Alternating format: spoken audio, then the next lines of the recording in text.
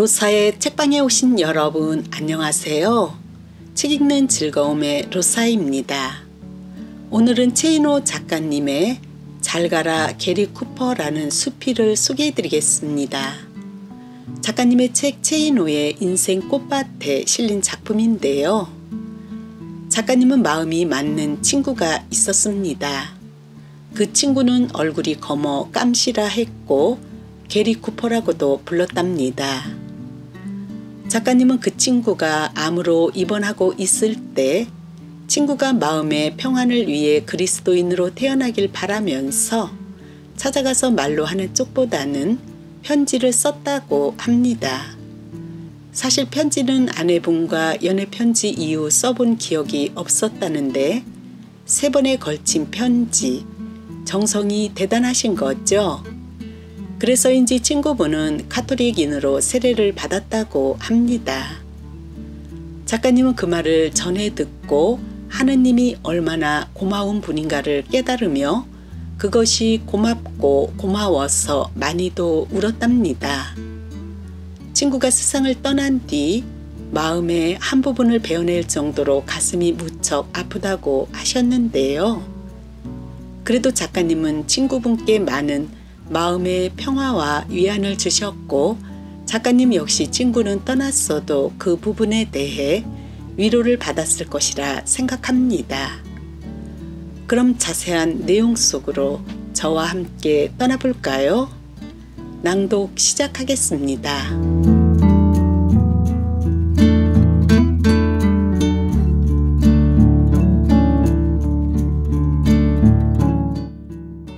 잘 가라 게리 쿠퍼. 체이노. 요즘 내 마음 한구석은 뭔가 텅 비어 있는 느낌이다. 적절한 비유인지 모르지만 마치 큰 병이 들어 장기 하나를 수술로 떼어낸 느낌이다. 그 이유는 지난 3월 내 친구 하나가 암으로 1년 이상 투병 생활을 하다가 죽었기 때문이다. 솔직히 말해서 친구의 죽음 하나가 내 마음의 한 부분을 베어낼 정도로 가슴 아프게 느껴진다는 사실에 나 자신도 놀라고 있다. 왜냐하면 지금까지 나는 별로 우정이나 친구와의 신의 같은 것에 큰 비중을 두고 있지 않았기 때문이었다. 물론 나는 친구가 많은 편이다. 젊었을 때는 친구들과 어울려 함께 술을 마시며 많은 나날들을 지내왔었다. 그러나 어느 순간부터 나는 친구들과 잘 어울리지 않는다. 어쩌다 친구들과 함께 자리를 하면 친구라는 존재가 서로의 영혼을 교감하는 영적인 상대가 아니라 일종의 사교적 파티에 동참한 초대받은 손님처럼 느껴지곤 한다.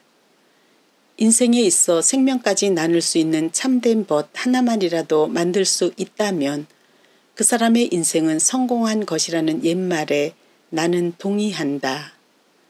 나이가 들수록 친구는 쓸쓸함과 외로움을 함께 나누는 킬링 타임용 동반자처럼 느껴진다. 그것은 전적으로 내 성격 탓일 것이다. 성경에도 예수는 벗을 위해서 제 목숨을 바치는 것보다 더 큰 사랑은 없다라고 말하고 있다. 그러나 나는 친구를 위해서 내 목숨을 바칠 만한 용기가 없고 따라서 그러한 큰 사랑은 가져본 적이 없다. 그러므로 내 친구들이 나를 위해서 목숨을 바칠 만한 큰 사랑을 베풀지는 않을 것이다. 그런데 최근 죽은 내 친구는 이러한 나의 고정관념을 여지없이 깨부셔버렸다. 친구의 죽음이 이토록 큰 여운으로 마음에 남게 될 줄은 미처 몰랐다. 그 친구와의 기억들이 떠오를 때마다 나는 그에게서 일생을 통해 받았던 큰 우정에 대해 때늦은 후회를 하고 그리고 가슴이 저리고 아프다. 그것은 참으로 이상한 일이 아닐 수 없다. 그 녀석과는 반세기 이상 만나서 악수를 하고 술을 마시고 때로는 못된 짓도 함께하는 악동이었지만 그러나 따지고 보면 다른 친구들처럼 하루라도 못 보면 죽고 못 사는 그런 씨 동무는 아니었다. 나하고는 졸업한 고등학교도 달라서 우리가 처음으로 만났던 것은 아마도 대학에 입학한 1960년대 중반 이후부터였을 것이다. 물론 우리는 서로에 대해서 잘 알고 있었다. 녀석의 형은 내 형과 고교 동창이었고 나는 녀석의 형을 좋아해서 친형처럼 따랐었다. 요즘과는 달리 그 무렵만 해도 서울에는 인구가 많지 않았고 다들 고만고만한 집안에 고만고만한 또래들이었으므로 서로 만나서 인사를 나누지 않아도 서로의 존재를 어렴풋이 잘 알고 있었다. 녀석은 종로 5가에 있는 서울대 물리대를 재수 끝에 입학하여 다니고 있었는데 아마도 우리들이 처음으로 만난 것은 녀석이 학원에 다니며 재수를 하고 있을 무렵이었을 것이다. 만나자마자 네가 인호냐? 네가 수억이냐? 하고 통성명을 하고 그때부터 친구가 되었던 것으로 기억된다. 친구가 되었다 해도 자주 만나지는 않았다. 언젠가 한번 다른 친구를 만나러 물리대 교정을 갔더니 녀석은 멋진 폼으로 투수가 되어 야구를 하고 있었다. 후리후리한 큰 키에 얼굴이 까매서 깜씨라고 불리던 녀석의 모습은 어딘지 게리 쿠퍼와 닮아서 나는 그때부터 녀석을 게리 쿠퍼라고 부르곤 했었다. 이런 고백을 하면 고인에 대한 나쁜 증언이 될지는 모르지만 한때 녀석과 나는 색주집에서 만년필인가 시계인가를 맡기고 마실 줄도 모르는 술을 마신 후 할 줄도 모르는 뽀뽀를 끝내고 비 내리는 툇마루에 앉아서 처마 끝에서 떨어지는 낙숫물을 함께 물끄러미 바라본 적도 있었다. 그 후 나는 군대에 갔고 녀석도 군대에 갔을 터인데 사이클이 맞지 않아 자주 만나지는 못하였다. 그런데 신기하게도 1년에 서너 번은 우연한 장소에서 만나서 함께 어울리곤 했었다. 한 번은 통행금지 직전에 신촌 아파트에 허락도 없이 찾아와서는 아무런 말도 없이 하룻밤을 자고 훌쩍 떠난 적도 있었다. 그날 아침 녀석은 자기에게 친구가 하나 있는데 하루 종일 함께 있으면 몇 마디 나누지 않아도 이상하게 편안한 친구라는 이야기를 밑도 끝도 없이 하였다. 나는 그때 마음속으로 녀석이 아마도 그런 친구를 갖고 싶다고 고백한 것이라고 생각하였을 뿐 그냥 흘려들었는데 그로부터 얼마 뒤 녀석은 미국으로 유학을 떠나버렸다. 그 후 우리가 다시 만난 것은 1990년대 초반이었을 것이다. 그는 SBS 방송국에 근무하고 있었고 마침 그 무렵 나는 술을 멀리하기 시작하였으므로 함께 술을 마시다가도 나는 화장실에 가는 척하고 슬그머니 일어나 도망쳐 버리곤 했었다. 녀석은 소문난 마당발이었다. 육사학번 동기생 중에서 아마도 녀석을 모르는 사람이 없을 정도로 교제 범위가 넓어서 우리는 서로 연락을 하지 않고도 우연히 엉뚱한 장소에서 만날 수 있었다.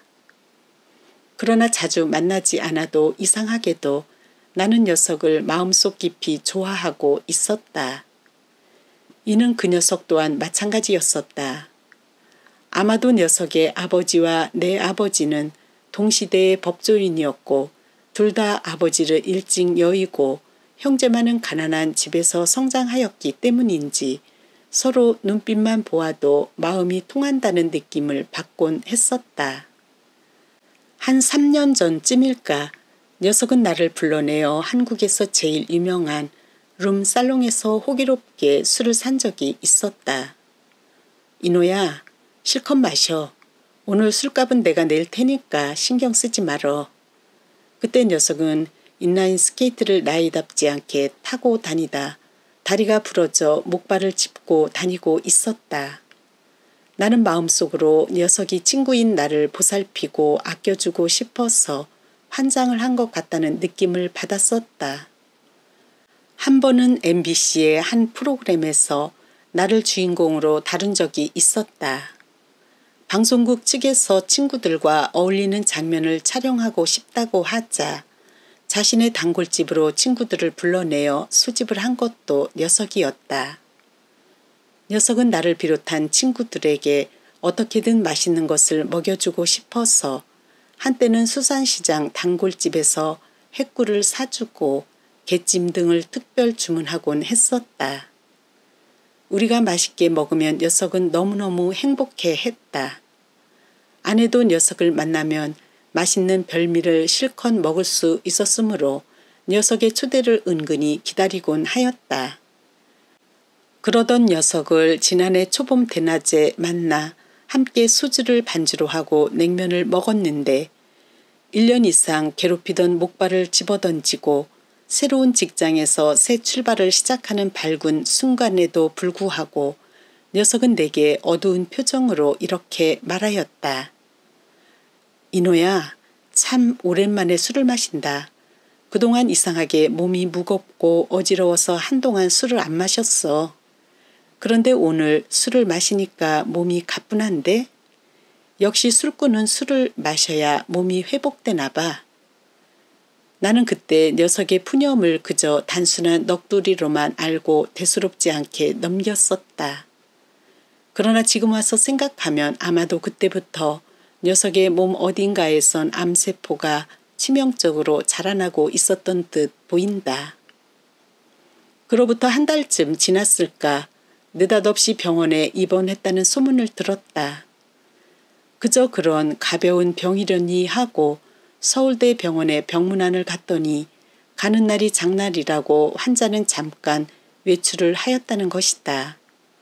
짧은 메모지에 왔다 갔다는 인사말을 남기고 돌아온 그날 밤 다른 친구들로부터 연락이 왔다. 녀석의 병이 심상치 않다는 정갈이었다. 순간 나는 눈앞이 캄캄했다. 사는 것에 이골이 나서 웬만한 것에는 마음이 흔들리지 않음에도 불구하고 녀석의 병이 심상치 않다는 정갈을 받은 순간 나는 성전 휘장 한가운데가 찢어지며 두 폭으로 갈라졌다는 성경의 구절처럼 내 영혼의 휘장이 위에서 아래로 두 폭으로 찢어지며 땅이 흔들리고 바위가 갈라지는 듯한 충격을 받았던 것이다. 그로부터 두어 달쯤 지났을까 몇 명의 친구들이 모여서 녀석과 함께 점심 식사를 한 적이 있었다. 그때 그는 항암 치료를 받고 있었으므로 머리카락이 다 빠져 모자를 쓰고 있었고 여전히 이번 위기만 잘 넘기면 쾌유할 것 같은 자신만만한 표정이었다. 활기에 찬 녀석의 모습을 보면서 마음 한편으로는 안심이 되었지만 의사 측으로부터 이미 암세포가 온몸으로 전이되었다는 어두운 소식을 전해들은 친구들은 애써 밝은 표정으로 기운내, 곧 나을 거야 하고 입에 발린 위로를 하며 헤어졌지만 식사 분위기는 내내 우울한 편이었다. 오히려 우리들의 마음을 위로하는 쪽은 녀석이었다. 항암 치료 중에는 세균의 감염을 무엇보다 경계해야 한다는 상식을 알고 있었으므로 우리는 대충 식사를 하고 악수도 없이 헤어졌다. 그것이 녀석과의 마지막 만남이었다. 그 이후부터 들려오는 소식은 대부분 절망적인 내용들이었다. 무더운 여름이 지나고 어느덧 가을이 되었음에도 내 마음속에는 녀석에 대한 불안한 생각이 한시도 끊이질 않았다. 치료가 거듭되고 예후가 극히 나쁘다는 소식이 전해질 때마다 나는 마음이 캄캄하였다. 이따금 아내와 함께 녀석을 위한 기도를 올리면서도 내가 드리는 기도가 과연 하느님께 전해져서 녀석의 병이 씻은 듯이 쾌차될 수 있을까 하는 의구심이 들곤 했었다. 녀석을 찾아가 문병을 하자는 친구들의 정갈도 있었지만 차일피일 미루고 있었다. 찾아가 형식적인 인사치레를 하고 형식적인 말을 나누다가 형식적인 이별을 나누고 돌아서는 일이 무의 소용이 있을까 하는 느낌이 들었던 것이다. 솔직히 말해서 죽음을 앞둔 사람에게는 찾아가는 나 자신이 건강하다는 사실이 부담스럽게 느껴질 수도 있고, 입장을 바꾸어 놓고 생각하면 자신의 존재가 타인으로부터 동정이나 위로를 받는다는 사실을 거북하게 생각할 수도 있다는 지레짐작 때문이었다. 솔직히 말해서 친구로서 내가 그를 위해 해줄 수 있는 최선의 방법은 몇 마디의 따뜻한 말보다 하느님이 주는 평화를 깨닫게 하는 것이라는 사실을 잘 알고 있었다. 그러나 나는 자신이 없었다. 찾아가 녀석의 손을 마주잡고 그리스도인으로 귀의해 달라는 말을 간곡히 한다 해도 녀석이 이를 받아들일까 하는 두려움도 있었다. 나는 잘 알고 있었다. 특히 머리가 좋고 아는 것이 많은 지식인들은 하느님을 인간들이 만들어낸 편의점이나 허구적 이데올로기로 생각하고 있다는 사실을. 누구보다 지적인 녀석이 내가 건네는 몇 마디의 말로 마음의 문을 열 수 있을까 불안감이 앞섰던 것이다. 행여 찾아가 하느님을 얘기한다면 이제 그만 생에 대한 집착을 포기하고 죽음을 선선히 받아들이는 일종의 사형 선고가 되지 않을까 하는 두려움도 있었던 것이다. 실제로 성경을 보면 바울로는 전도를 하다가 체포되어 아그리파 왕 앞에서 자신의 개종을 설명한다. 그리스도는 고난을 받고 죽은 자들 가운데서 제일 먼저 부활하여 이방인들의 눈을 뜨게 하셨고 어둠에서 빛으로 나아가게 하셨다고. 바울로가 설명하자 이를 듣고 있던 사람들이 바울로 그대는 미쳤구나. 아는 것이 너무 많아 미쳐버렸구나 하고 힐난하고 아그리파 왕마저 이렇게 꾸짖는다. 그대는 그렇게 쉽게 나를 설복하여 그리스도인으로 만들 수 있다고 생각하는가? 하느님이 선택한 바울로도 아그리파 왕을 설복시키지 못하였거늘 하물며 어떻게 내가 그렇게 쉽게 세치의 혓바닥으로 죽음을 앞둔 녀석을 설복시켜 하느님의 존재를 깨닫게 할 수 있단 말인가? 나는 절망했다. 녀석을 위해 아무것도 할 수 없다는 나 자신에 대해 절망했다. 그러나 다음 순간 나는 문득 바울로의 말을 떠올렸다. 바울로는 자신을 비웃는 아그리파 왕에게 말하지 않았던가. 쉽게든 어렵게든 저는 전하뿐 아니라 오늘 제 말을 듣고 있는 모든 사람들이 다 저와 같은 사람이 되기를 하느님께 빕니다. 바울로의 그 말이 내게 용기를 주었다. 녀석이 나의 소망대로 그리스도인이 되는 것이 쉽든 어렵든 그것은 내가 결정할 것이 아니라 하느님께 빌어야 한다는 바울로의 그 말이 마음에 와 닿았던 것이다. 그 순간 내가 선택한 방법은 녀석에게 편지를 쓰는 일이었다. 솔직히 나는 젊었을 때 아내에게 연애 편지를 쓴 이후에는 편지를 쓴 기억이 거의 없다. 그러나 그 방법밖에는 다른 대안이 없다는 것을 나는 잘 알고 있었다. 나는 녀석에게 편지를 썼다. 마음을 모아 기도를 하고 편지를 썼는데 그 내용은 생각나지 않는다. 다만 카톨릭 사상 최고의 지성인이었던 성 아우구스티누스가 어느 날 정원에서 절망에 빠져 울고 있을 때 어디선가 책을 들고 읽어라 하는 노랫소리를 듣는다. 그 노랫소리를 계시처럼 느낀 아우구스티누스는 마침 탁자 위에 놓인 성경책을 펼쳐 들었는데 한눈에 들어온 성경의 내용은 다음과 같은 것이었다. 여러분이 잠에서 깨어나야 할 때가 왔습니다. 지금은 우리가 처음 만났던 때보다 우리의 구원이 더 가까이 왔습니다. 밤이 거의 새어 낮이 가까워졌습니다. 그러니 어둠의 행실을 벗어버리고 빛의 갑옷을 입읍시다. 빛의 갑옷. 나는 녀석이 진심으로 빛의 갑옷을 입기를 원하였다. 녀석은 평생 동안 항상 씩씩하고 정의로우며 신의가 있었으므로 빛의 갑옷을 입는다면 잔 다르크보다 더 용맹한 그리스도의 십자군이 될 것임을 나는 잘 알고 있었으므로. 나중에 녀석의 누이 동생으로부터 전해 들은 얘기지만 녀석은 내가 보낸 편지를 수십 번 읽고 읽을 때마다 울었다고 한다. 그리고 성가를 듣고 성경 구절을 낭독해달라는 놀라운 변화를 보였다고 한다. 내가 두 번째 편지를 쓴 것이 녀석이 내 말을 듣고 카톨릭으로 귀의한 이후였는지 그 전이었는지는 정확히 기억되지 않지만 어쨌든 녀석은 올해 초 함세웅 신부로부터 세례를 받고 마침내 그리스도인이 되었다는 말을 전해 들었다. 나는 어찌나 고마운지 내 편지 하나만을 믿고 의심하지 않고 그대로 그리스도인이 되어준 녀석이 얼마나 고마웠던지 어디서부터 오고 어디로 가는지 모르는 인생길에서 잠시나마 길동무가 되었던 친구의 선물을 그대로 받아들이게 해주고 그리고 녀석의 마음을 열어 마침내 빛의 갑옷을 입혀주신 하느님이 얼마나 고마운 분인가를 깨닫고 그것이 고맙고 고마워서 그리고 울었다. 누이 동생으로부터 다시 전화가 왔다. 녀석이 내가 보낸 편지를 읽고 맑은 정신이 들 때면 이렇게 고백하였다는 것이다. 인호는 좋은 놈이야.